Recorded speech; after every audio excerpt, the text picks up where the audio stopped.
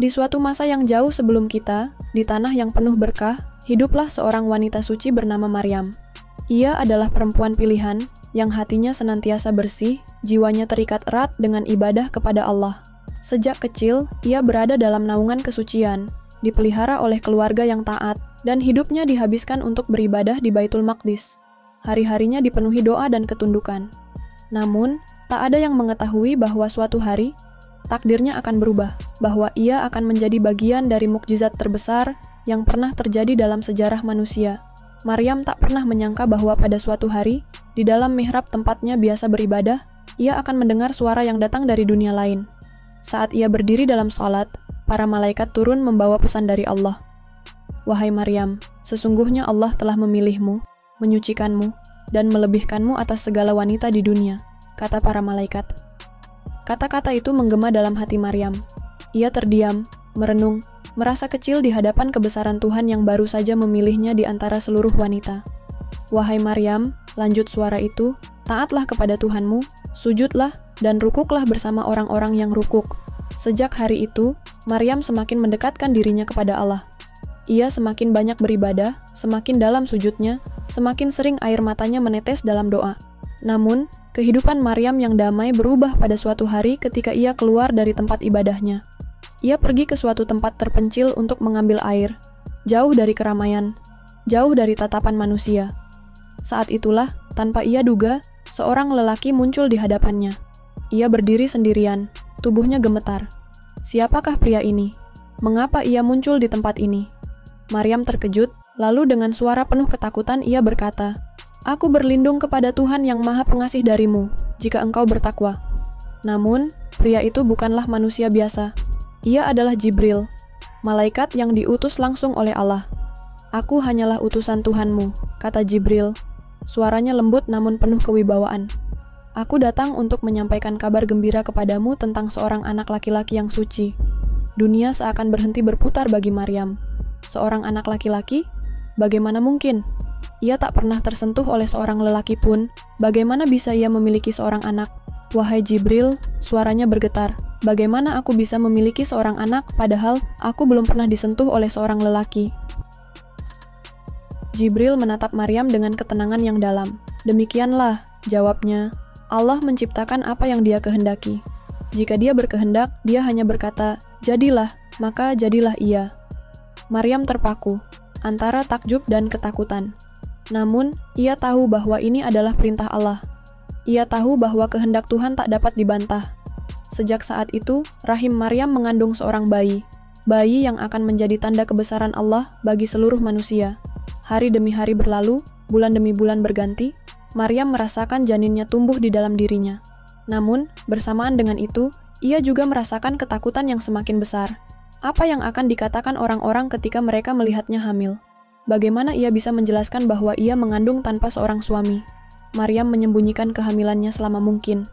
Ia menghindari tatapan orang-orang, berusaha menjauh dari keramaian. Namun, pada akhirnya, rahasia itu tak dapat disembunyikan lagi. Suatu hari, saudara perempuannya yang sedang hamil juga memperhatikan sesuatu. Ia menatap Maryam dengan curiga, lalu bertanya, "Wahai Maryam, apakah ada sesuatu dalam perutmu?" Maryam terdiam. Haruskah ia menjawab? Haruskah ia menceritakan semuanya? Namun, sebelum ia menjawab, saudara perempuannya melanjutkan, "Aku bermimpi, dalam mimpiku, aku melihat sesuatu bersujud di hadapan anak yang ada dalam perutmu." Maryam semakin gemetar. Mimpi itu adalah sebuah pertanda. Ia tahu bahwa anak yang dikandungnya bukan anak biasa. Ia adalah seorang yang mulia, seorang yang akan membawa cahaya bagi dunia. Tapi dunia tak akan menerimanya dengan mudah. Ia tahu bahwa tantangan yang akan dihadapinya jauh lebih besar daripada yang bisa ia bayangkan. Sementara itu, di kalangan Bani Israel, rumor mulai menyebar. Orang-orang mulai berbisik, bertanya-tanya, mengapa Maryam mulai menjauh? Mengapa ia tampak berbeda? Di tengah segala kegelisahan itu, ada seorang pria yang diam-diam memperhatikan Maryam. Namanya Yusuf, seorang tukang kayu yang dikenal sebagai lelaki saleh. Ia melihat perubahan pada Maryam, dan hatinya dipenuhi kebingungan. Suatu hari, dengan ragu-ragu, ia mendekati Maryam. Dengan suara penuh kehati-hatian, ia bertanya, "Wahai Maryam, bolehkah aku bertanya sesuatu kepadamu?" Maryam menoleh, namun tak menjawab. Ia hanya menatapnya dengan mata yang penuh rahasia. Yusuf melanjutkan, "Apakah mungkin ada tanaman yang tumbuh tanpa benih?" Maryam tersenyum samar. Ia tahu kemana arah pertanyaan itu. Dengan tenang, ia menjawab, "Siapakah yang menciptakan tanaman pertama kali?" Yusuf terdiam. Ia mengerti. Jika Tuhan bisa menciptakan pohon tanpa biji, maka Dia juga bisa menciptakan seorang anak tanpa seorang ayah. Sejak saat itu, Yusuf tak lagi ragu. Ia tahu bahwa Maryam bukan wanita biasa. Ia tahu bahwa ini adalah kehendak Tuhan, dan kehendaknya pasti mengandung hikmah yang besar. Namun, meskipun ada orang-orang seperti Yusuf yang memahami, kebanyakan orang justru semakin curiga. Mereka mulai berbicara, mencaci, dan menuduh Maryam melakukan hal yang memalukan. Hari demi hari, tekanan semakin besar. Maryam merasa dirinya tak sanggup lagi tinggal di tengah-tengah manusia yang terus memandangnya dengan hinaan. Ketika waktu kelahiran semakin dekat, ia mengambil keputusan. Ia harus pergi. Ia harus meninggalkan Yerusalem. Maka, dengan perut yang semakin membesar, dengan langkah penuh kesakitan, Maryam meninggalkan kotanya, berjalan jauh ke tempat yang sunyi, tempat di mana hanya Allah yang bisa melihatnya. Dan di sanalah, di bawah pohon kurma yang tua, dengan air mata yang mengalir di pipinya, Maryam merasakan sakit yang luar biasa. Waktunya telah tiba. Di bawah pohon kurma yang renta, Maryam menggigit bibirnya menahan sakit, keringat mengalir di dahinya, napasnya tersengal, dan hatinya dipenuhi kecemasan yang tak terbendung. Ia sendirian, tak ada seorang pun di sisinya, tak ada tangan yang menggenggamnya, tak ada suara yang menenangkannya. Ia hanya punya Allah, hanya Dia yang dapat menolongnya. Sakit itu semakin kuat, seperti gelombang yang datang bertubi-tubi. Maryam menutup matanya, tubuhnya melemah. Ia merasa tak sanggup lagi. Dalam kesedihan yang mendalam, ia berbisik, "Aduhai, alangkah baiknya jika aku mati sebelum ini, dan aku menjadi sesuatu yang dilupakan, tak pernah ada di dunia ini." Ia tidak hanya takut pada sakitnya persalinan, tetapi juga pada apa yang akan terjadi setelahnya. Bagaimana ia bisa kembali kepada kaumnya membawa seorang anak? Bagaimana ia bisa menjelaskan sesuatu yang tak mungkin dipahami oleh akal manusia? Namun, di tengah kegelapan itu, suara lembut menyapanya dari bawah. "Jangan bersedih, wahai Maryam." Maryam tersentak. Suara itu berasal dari Jibril, malaikat yang kembali hadir untuk menenangkannya. "Lihatlah," lanjutnya, "Tuhanmu telah menjadikan sungai kecil di bawahmu. Minumlah darinya." Maryam menoleh, dan benar. Di bawahnya, air mengalir dengan jernih, seolah baru saja muncul dari perut bumi. "Dan goyangkan batang pohon kurma itu ke arahmu," kata Jibril lagi. Maryam menatap pohon kurma di sampingnya, pohon yang tampak kering dan mati, yang tidak mungkin menghasilkan buah. Namun, ini adalah perintah Tuhan. Maka, dengan segenap tenaga yang tersisa, ia menggerakkan tangannya dan menyentuh batang pohon itu. Dan saat itulah mukjizat terjadi. Kurma-kurma segar jatuh ke pangkuannya. "Makanlah," kata Jibril, "minumlah dan tenangkan hatimu." Maryam menelan air matanya. Air dan kurma itu mengalir ke tenggorokannya, memberikan kekuatan di tengah kelemahan yang mencekiknya. Dan saat itu juga, tangis pertama terdengar. Tangis seorang bayi. Ia telah lahir. Anak yang kelahirannya telah diberitakan oleh malaikat. Seorang bayi yang akan menjadi tanda kebesaran Tuhan bagi manusia. Maryam memandang anaknya dengan mata yang masih dipenuhi air mata. Wajahnya bersih, matanya bercahaya, seorang bayi laki-laki yang tak seperti bayi biasa. Namun, kebahagiaan itu hanya sesaat, karena kini, ia harus menghadapi kenyataan yang paling menakutkan. Ia harus kembali. Ia harus membawa anak ini kepada kaumnya, kepada orang-orang yang telah lama menuduhnya dengan fitnah. Bagaimana mungkin mereka akan percaya? Bagaimana ia akan menjawab mereka? Maryam menunduk, lalu menarik napas dalam-dalam. Ia harus kuat. Ia lalu menggendong bayinya, dan dengan langkah perlahan, ia mulai berjalan kembali ke Yerusalem. Ketika Maryam memasuki kota, orang-orang segera berkerumun di sekelilingnya. Mereka melihatnya dengan mata penuh kecurigaan, bibir mereka mulai berbisik-bisik.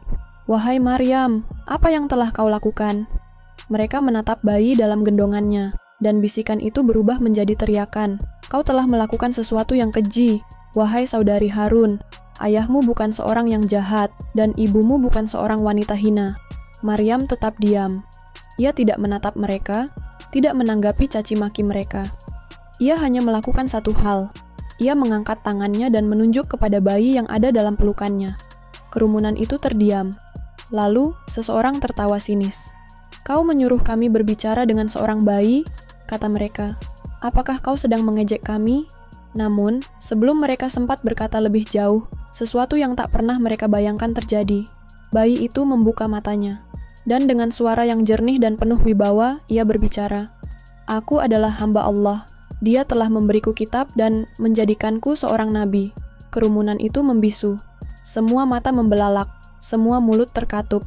Bayi itu melanjutkan, "Dia menjadikanku seorang yang diberkahi dimanapun aku berada, dan dia memerintahkanku untuk mendirikan salat, serta menunaikan zakat selama aku hidup, serta berbakti kepada ibuku, dan tidak menjadikanku orang yang sombong dan celaka.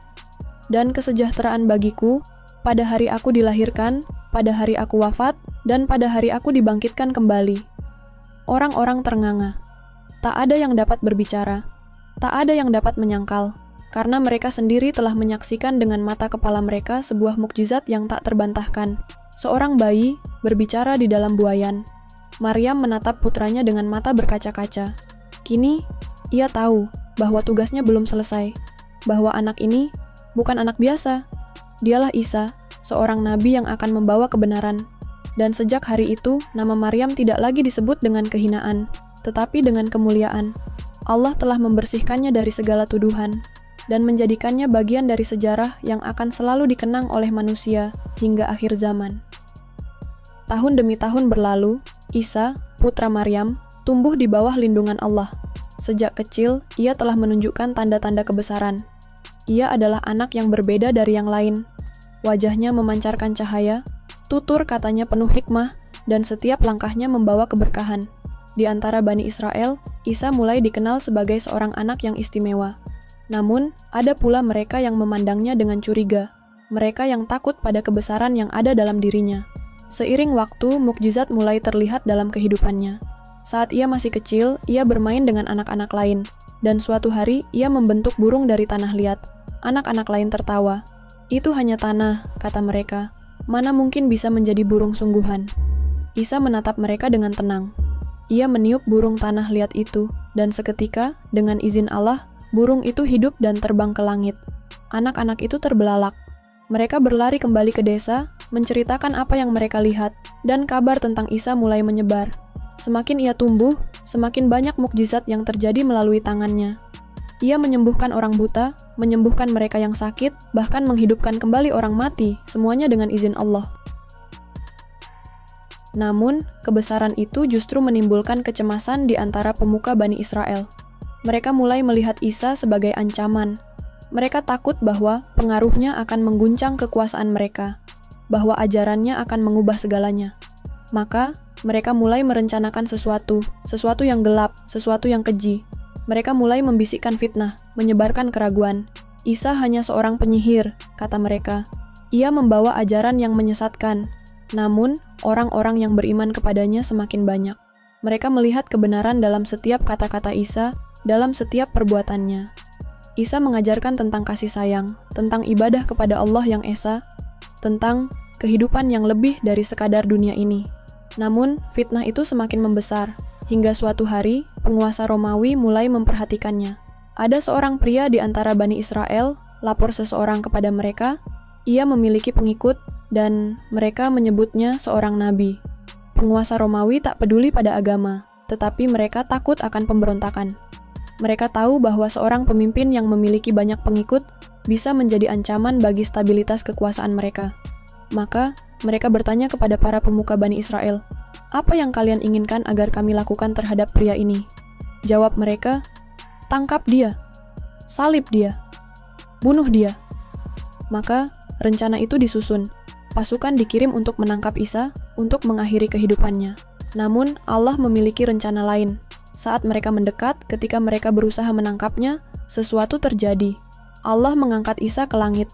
Ia tidak tersentuh oleh tangan-tangan mereka, tidak disalib seperti yang mereka inginkan. Sebagai gantinya, seseorang yang menyerupai Isa lah yang tertangkap, seseorang yang dihukum di tempatnya.